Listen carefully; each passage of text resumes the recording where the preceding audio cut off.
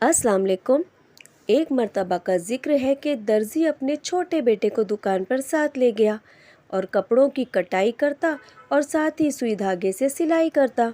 जब कैंची से कटाई करता तो बाद में कैंची को अपने पाँव के नीचे दे देता यानी रख देता, और जब सुई धागे से सिलाई करता तो बाद में सुई को अपनी टोपी में लगा देता।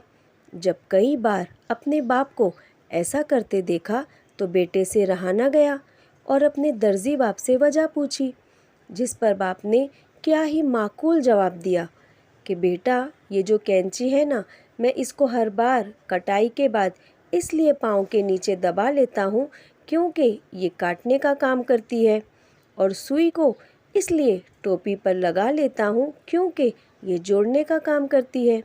लिहाजा जो काटने का काम करे इन्हें पाँव तले रखना चाहिए, और जो जोड़ने का काम करे उनका मकाम सर पर है, उन्हें सर पर रखना चाहिए।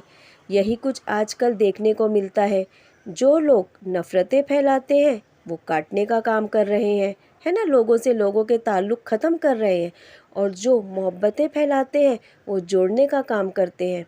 लिहाजा हमने खुद फैसला करना होता है कि किसको सर पर बिठाना है और किसको पाँव तले रखना है।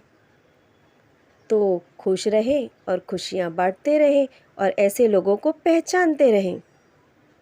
जिस तरह फूलों के साथ कांटे मौजूद है, बिल्कुल उसी तरह इस दुनिया में अच्छे लोगों के दरमियान बुरे लोग भी मौजूद हैं। तो जब हम पहचान जाएं कि कौन अच्छा है कौन बुरा है तो उनको उनके मकाम पे रखें। ज़िंदगी बहुत हसीन है अगर सब अपनी अपनी गुजारें और सबको अपने अपने मकाम पर रखें। जज़ाकल्लाहु खैरन कसीरन कसीरा। अल्लाह हाफिज़।